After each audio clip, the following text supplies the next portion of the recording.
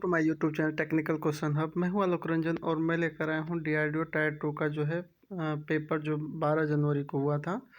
तो इसमें जो है मैंने अप्रोक्स 72 क्वेश्चन कवर किए हैं। जो क्वेश्चनों के आंसर भी कुछ गलत हो सकते हैं और जो है क्वेश्चन इधर उधर हो सकते हैं, तो कोई बात नहीं दोस्तों, कमेंट करके बता दीजिएगा। और बाकी देखते हैं क्या क्या आया था। पेपर बहुत ही ईजी था। सबसे पहले जो फुल फॉर्म आए थे उनको देख लेते हैं।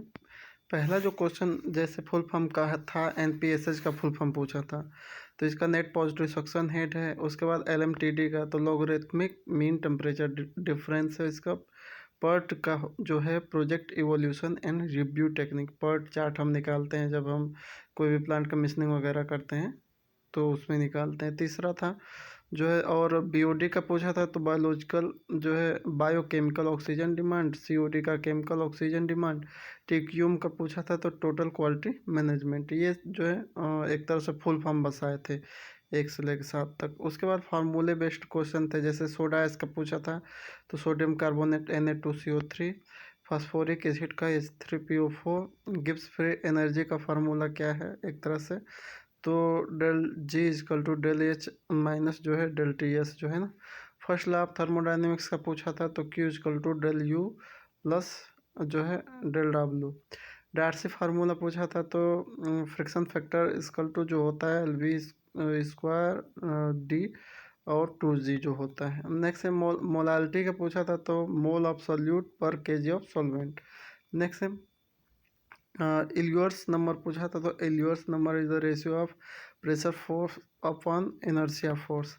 मैथ के क्वेश्चन थे साइन 30 का 60 और साइन 60 और प्लस का 30, तो इसका जो है आंसर 0 आएगा। एक मैट्रिक्स पूछा था, इसका जो है जो आंसर मेरा आ रहा है लोग बता रहे हैं वैसा कोई ऑप्शन नहीं था, तो ये क्लियर नहीं है। और 3 to the power x+2+7 equal to 250 में एक्स की वैल्यू पूछा था तो एक्स की वैल्यू 3 आएगी। और पूछा था एक पासे को उछाला जाता है तो ओड नंबर आने की प्रक्रिया क्या है, तो पासे को उछालें जब भी हम उछालेंगे तो उसमें ओड नंबर यानी कि विषम संख्या, यानी कि 1 हो गया, 3 हो गया, 5 आ गया, यानी कि ये कितनी है 3 बार आने के चांस हैं। तो टोटल रिजल्ट अपन जो है जितनी पॉसिबिलिटी है यानी कि 3/6 यानी 1/2 यानी कि 0.5 कह सकते हैं उसे, है ना। लिमिट का क्वेश्चन था एक्स साइन एक्स, ये बहुत सिंपल था लेकिन बोल नहीं इसका आंसर ही मतलब जैसा ऑप्शन ही नहीं मैच कर रहा था। उसके अलावा जियोमेट्री के क्वेश्चन थे, कोऑर्डिनेट जियोमेट्री के क्वेश्चन थे, इंटीग्रेशन का था, डिफरेंशियल इक्वेशन का था, त्रिकोणमिति के थे, है ना। नेक्स्ट क्वेश्चन अब चलते हैं, डायमेंशन पूछा था, डायमेंशन ऑफ विस्कोसिटी, तो ये मेल यूनिवर्सिटी पे -1 हो जाएगा। मैक्सिमम बॉइलिंग टेम्परेचर अकर, तो मैक्सिमम बॉइलिंग टेम्परेचर जो है प्रेशर पे पूछा था कि सबसे ज़्यादा टेम्परेचर किस पे अकर होगा, तो जहाँ पे प्रेशर सबसे ज़्यादा होगा वहीं जो है उसका टेम्परेचर भी ज़्यादा होगा। तो ये 500 किलो पास्कल ऐसा है कि जो है 500 किलो पास्कल सबसे मैक्सिमम प्रेशर था, तो उसी पे भी बॉइलिंग टेम्परेचर भी मैक्सिमम होगा। नेक्स्ट है हीट ट्रांसफर मैक्सिमम किस में होता है, तो रेडिएशन में होता है। Alcohol percent in molasses, molasses में जो है एल्कोहल की परसेंटेज कितनी है, तो 40% है। Catalyst use in sulphuric acid इसमें यह था कि सल्फ्यूरिक एसिड की जब मैन्युफैक्चरिंग करते हैं हम बनाते हैं प्रोसेस में, तो उसमें कैटालिस्ट कौन सा यूज करते हैं, तो उसमें वेनेडियम। नेक्स्ट है catalyst manufacturing of triple super phosphate TSP, यानी ट्रिपल सुपर फास्फेट में कौन सा कैटालिस्ट यूज होता है, तो इसमें कई लोगों का ऑप्शन कुछ और है और कुछ लोग जो है सल्फ्यूरिक एसिड को सही मान रहे हैं। टेंसाइल स्ट्रेंथ सबसे ज़्यादा किस में है, तो स्टील की सबसे ज़्यादा टेंसाइल स्ट्रेंथ होती है, उसमें ऑप्शन रबड़ वगैरह, रबड़ प्लास्टिक वगैरह था, तो स्टील की सबसे ज़्यादा है। Degree of freedom if water vapour is aquarium, पूछा था अगर वाटर जो है वाटर वेपर एक्वेरियम में है यानी फेज 2 है, तो उसमें डिग्री ऑफ फ्रीडम क्या निकल के आएगी, तो उसमें दोस्तों 1 हो जाएगा इसका आंसर। हाइयर प्रेशर ड्रॉप किस में होता है, ऑर्फिस मीटर, वेंचुरी मीटर और इसके अलावा और था, तो ऑर्फिस मीटर में जो है प्रेशर ड्रॉप मैक्सिमम होता है। नेक्स्ट हाईएस्ट थर्मल कंडक्टिविटी किसकी है, तो कॉपर की सबसे ज़्यादा है। और यूनिट ऑफ मास ट्रांसफ़र की यूनिट मीटर पर सेकंड होती है। ब्रॉन्ज जो है एलॉय से किस किस का है, तो कॉपर और टिन का है। Highest carbon contain in which iron, किस आयरन में सबसे ज़्यादा हाईएस्ट कार्बन कंटेन होता है, तो कास्ट आयरन है दोस्तों इसका सही answer. Next, which of the following is not a ferrous material, तो एल्युमिनियम जो है एक तरह से फेरस मटेरियल नहीं था। विच is not a primary pollutant, primary pollutant कौन सा इसमें से नहीं था ऑप्शन में से, तो ओजोन उसका करेक्ट ऑप्शन है। लिस्ट पोल्यूशन फ्यूल, यानी कि कौन सा ऐसा फ्यूल है जो हम यूज करते हैं हीटिंग पर्पज़ के लिए लेकिन वो बहुत ही कम पोल्यूटेड है, तो उसमें दोस्तों सोलर एनर्जी। नेक्स्ट है in which heat temperature not constant, उसमें जैसे लेटेंट हीट दे रखा था, सेंसिबल हीट दे रखा था, तो इसमें कह रहा है कि इसमें टेम्परेचर को अगर कांस्टेंट रखना चाहें तो किसमें टेम्परेचर कांस्टेंट नहीं होता है, तो वह दोस्तों सेंसिबल हीट में। क्यों? क्योंकि लेटेंट हीट का फिक्स होता है, जैसे वाटर है, वाटर की लेटेंट हीट जो है 100 डिग्री, 100 डिग्री पे उसका फिक्स है कि वो जो है स्टीम में कन्वर्ट होना चालू कर देगा, यानी कन्वर्ट जो है फेज चेंज कर देगा। तो ऐसे ही बहुत सारे लिक्विड के अपने अलग अलग लेटेंट हीट होते हैं, उसी पे वो अपना फेज चेंज करते हैं, तो वो क्या होते हैं, कांस्टेंट होता है। ऐसा नहीं है कि वाटर की जो है लेटेंट हीट जो है कम हो जाए, वो कांस्टेंट रहते हैं। लेकिन सेंसिबल हीट में, सेंसिबल हीट का मतलब होता है कि टेम्परेचर बढ़ा देना, जैसे 50 से 60 कर दो, 60 से 70 कर दो, 70 से 80 कर दो, 80 से 90 कर दो, यानी फेज चेंज जो है जहाँ पे ना हो तब तक टेम्परेचर डिफरेंस आप करते रहोगे, यानी कि वहाँ पे टेम्परेचर क्या होगा, कांस्टेंट नहीं रख पाओगे। किस में दोस्तों, सेंसिबल हीट में। नेक्स्ट है लीचिंग प्रोसेस पूछा था, तो लीचिंग प्रोसेस ऑपरेशन क्या होता है, तो लीचिंग ऑपरेशन प्रोसेस जो है सॉलिड में से लिक्विड को सेपरेट करने की प्रोसेस है। जैसे हमारा जो है एक सबसे इजी है कि जैसे कच्ची घानी का जो हम लोग एक कैसे बताएं इसको, आपको मतलब जो भी है जैसे एक जो सरसों का निकल के आता है गम्स, गम्स में जो है जैसे सरसों एक्सपेलर में जाती है, उसमें से तेल एक्सट्रैक्ट हो जाता है, उसके बाद जो है उसकी जो गम्स मिलती है उसमें भी 19% भी अभी भी क्या होता है, उसमें जो है ऑयल होता है, सरसों का तेल उसमें भी होता है। तो क्या करते हैं कि लोग जो है हेक्सेन से उस पर छिड़काव कर देते हैं। हेक्सेन क्या करता है, उसमें से जो 19 या 20% जो तेल बचा होता है गम्स में से, उसको भी एक्सट्रैक्ट करके अलग कर लेता है, फिर उसको डिस्टिलेशन कॉलम में बस थोड़ा सा टेम्परेचर दे देते हैं, तो हेक्सेन की बॉइलिंग पॉइंट अप्रोक्स 60 से 70 के बीच में होती है, तो वो तुरंत इवोपरेट होके कंडेंसर में आके फिर कलेक्ट हो जाता है और हमें तेल प्राप्त हो जाता है जो गम्स से। तो एक तरह से उसमें से जो छुपा हुआ जो है गम्स में, एक तरह से वो सॉलिड है, सेमी सॉलिड है, उसमें जो तेल छुपा है उसको सेपरेट करने की प्रोसेस हमारी क्या हो गई, एक तरह से लीचिंग प्रोसेस हो गई। जैसे एक वो चाय पत्ती है, चाय पत्ती में आप जो है जो चाय की सीड है उसमें से चाय जो निकालते हैं हम, तो उसमें भी हम एक तरह से हॉट वाटर में बॉईल करते हैं, तो वो क्या करता है उसके साथ जो है एक तरह से ये भी एक लीचिंग है, उसमें से जो भी निकोटीन के पार्ट जो है चाय की जो है, चाय जो होता है उसको सेपरेट कर देता है ना। तो लीचिंग प्रोसेस एक तरह से आप कह सकते हो कि ये जो है आपका सॉलिड से लिक्विड सेपरेट करने की टेक्निक है। रेफ्रिजरेशन जो है किस लॉ पे वर्क करता है, तो ये दोस्तों सेकंड लॉ ऑफ थर्मोडायनेमिक्स के प्रिंसिपल पे वर्क करता है। In which unit operation we need heat, यानी कि कौन सी यूनिट ऑपरेशन ऐसी है जिसमें हमें हीट की ज़रूरत है, तो डिस्टिलेशन कॉलम। इसके अलावा जो है एब्जॉर्प्शन हुआ, एडजॉर्प्शन हुआ, इन सब में जो है हीट की ज़रूरत नहीं है, लेकिन डिस्टिलेशन में भैया आपको जो है बॉइलिंग, जब बॉईल करोगे फेज चेंज करोगे तभी तो जो है सेपरेट होगा, तो यहाँ पे जो है हीट सप्लाई मस्ट है। नेक्स्ट है हमारा रॉ मटेरियल, जो है raw material of ammonium phosphate. Ammonium phosphate का रॉ मटेरियल क्या है, तो अमोनिया और फास्फोरिक एसिड है। नेक्स्ट है इन ह्यूमिडिफिकेशन, ह्यूमिडिफिकेशन में क्या होता है, तो स्पेसिफिक ह्यूमिडिटी क्या होती है, इंक्रीज कर जाती है ह्यूमिडिफिकेशन में। Next in adsorption process occur in, तो एडजॉर्प्शन प्रोसेस जो है बहुत लोग कह रहे हैं कि सॉलिड और गैस में ही संभव है, जैसे सॉलिड गैस में ही एडजॉर्प्शन प्रोसेस संभव है, लेकिन कहीं कहीं जो है एक तरह से लिक्विड और सॉलिड में भी एडजॉर्प्शन हो सकता है। जैसे अगर हम बात करें कि हमारी जो रेजिन होती है, पॉलीमरिक रेजिन होती है, अगर डीएम प्लांट के बारे में आपको आइडिया है तो डीएम प्लांट में जो रेजिन होती है वो एक तरह से एडजॉर्प्शन, वो अपने जो है आउटर सरफेस पे हार्डनेस, जो भी कैल्शियम मैग्नीशियम वगैरह होते हैं उनको क्या कर लेती है, उनको अपने सरफेस पे क्या कर लेती है, एक तरह से एडजॉर्ब कर लेती है। ठीक है, तो एक तरह से वहाँ पे कैल्शियम मैग्नीशियम ये एक तरह से क्या है, सॉलिड है, और जो है वो रेजिन भी सॉलिड है, तो सॉलिड सॉलिड में भी एडजॉर्प्शन हो रहा है। और अगर आप देखेंगे कि जूता वगैरह कुछ आप खरीद के लाते हो नए नया, तो उसके डिब्बे में आप देखते हो सिलिका जेल होती है, तो सिलिका जेल भी एक तरह से एडजॉर्प्शन पे वर्क करती है।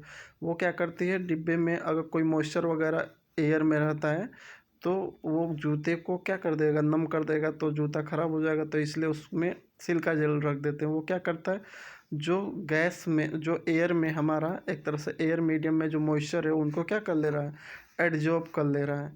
तो एडजॉर्प्शन में कुछ समझ नहीं आ रहा है कि इसमें किसको वो सही लेगा।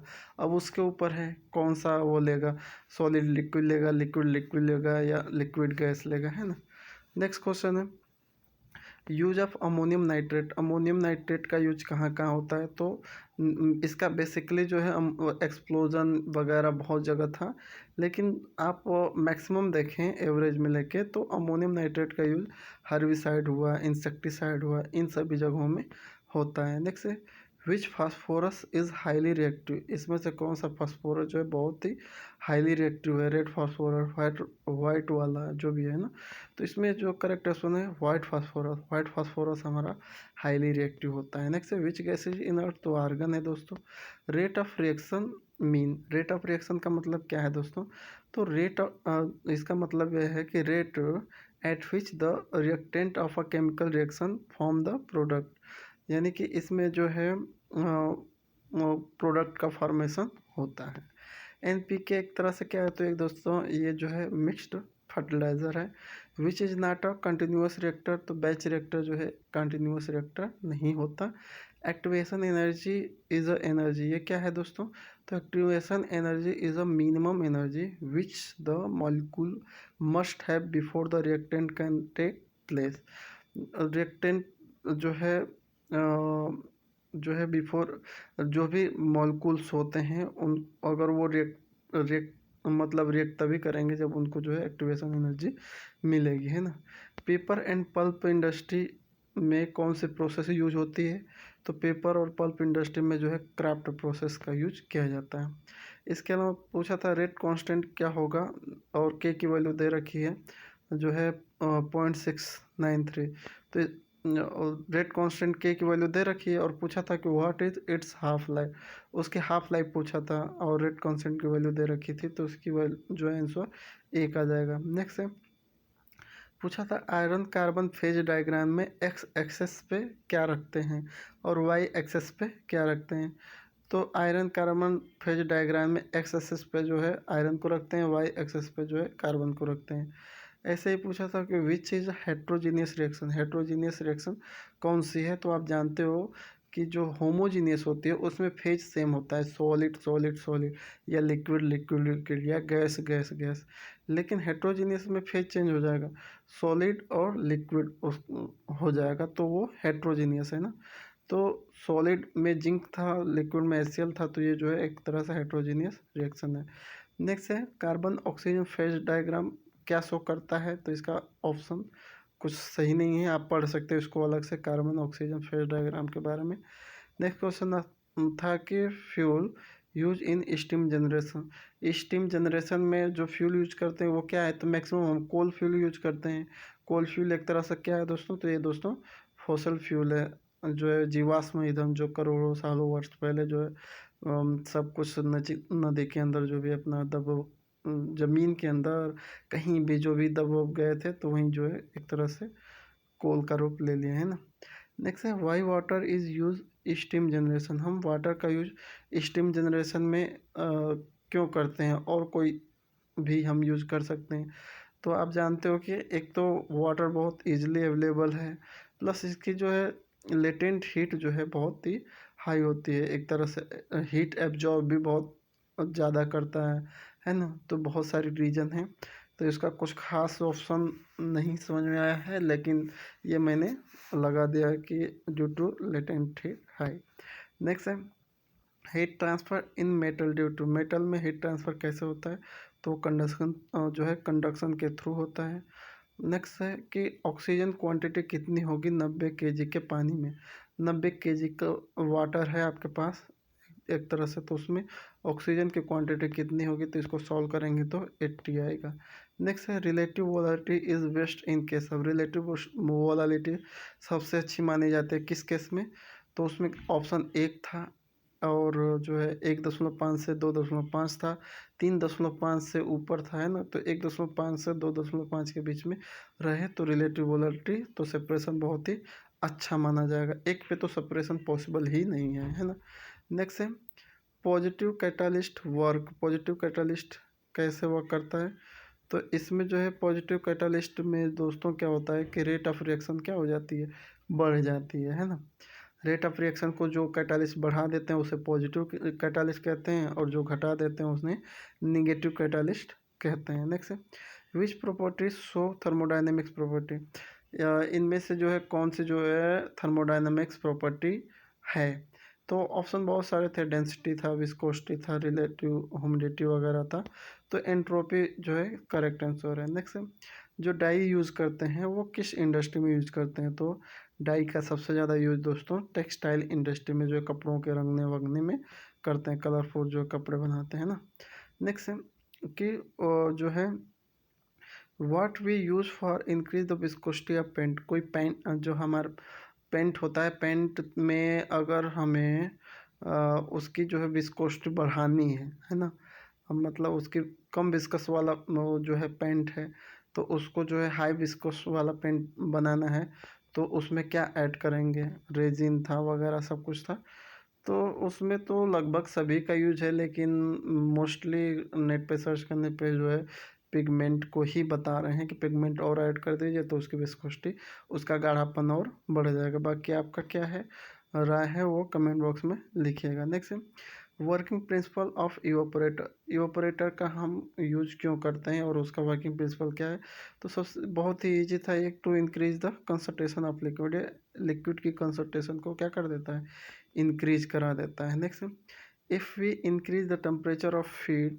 800 देन वी नीड, पूछा था कि जैसे अगर हमें 800 डिग्री तक कोई फीड है, उसको उसका टेम्परेचर 800 डिग्री ले जाना है, तो हमें क्या यूज करना पड़ेगा, उसमें ऑप्शन था high pressure steam, low pressure steam, medium pressure steam, है ना। तो आप देखते हो जो हम अगर समझें हम, तो फर्टिलाइज़र इंडस्ट्री में देखें या कहीं भी, तो जो अपना स्टीम होता है एक तरह से वो 510 मैक्सिमम उसका टेम्परेचर होता है, 510 डिग्री टेम्परेचर की वो स्टीम होती है, जो केएस स्टीम कहते हैं हाई प्रेशर वाले। लेकिन यहाँ पे 800 डिग्री ले जाना है, तो एक तरह से फर्नेस एक और ऑप्शन था, उस आई थिंक वो सही होना चाहिए, क्योंकि फर्नेस में जितना टेम्परेचर हम फर्नेस ऑयल भी है जिसमें बहुत ज़्यादा टेम्परेचर ले जा सकते हैं ना, तो ऐसे वो हो सकता है। बाकी क्या है वो आप ज़रूर बताइएगा। नेक्स्ट क्वेश्चन पूछा था द हाफ जो है half life period of a first order reaction, first order reaction की जो हाफ लाइफ पीरियड है वो उसकी वैल्यू क्या है, तो 0.693/K है। और लास्ट वाला जो 72वां क्वेश्चन है कह रहा है कि for dash order chemical reaction A gives product the half life period is independent of initial concentration of the reactant A, तो इसमें क्या आएगा, तो इसमें फर्स्ट ऑर्डर आएगा, यानी कि फर्स्ट ऑर्डर केमिकल रिएक्शन में जहाँ पे ए गिवस प्रोडक्ट कह रहा है, तो इसमें जो है द हाफ लाइफ पीरियड में independent of initial concentration of reactant A हो जाएगा। ये ओपी गुप्ता का दोनों क्वेश्चन उठा दिया था, और बाकी जो है देखें तो क्वेश्चन तो बहुत ही इजी थे, और कितनी कट ऑफ जा रही है ये अगर ये आपको जानना है तो मैं पोल पोल जो है इमेज पोल में डाल दूंगा, जो जितना नंबर पाया है उस पर वो जो है वोट कर सकता है ना दोस्तों। तो देख लीजिएगा कौन सा क्वेश्चन है आपके अकॉर्डिंग जो है और बचा हुआ, क्योंकि 72 क्वेश्चन हो गए और अभी पेंडिंग जितने हैं अगर आपको याद आ रहा है तो कमेंट बॉक्स में ज़रूर लिखिएगा। Thanks for watching. जय हिंद।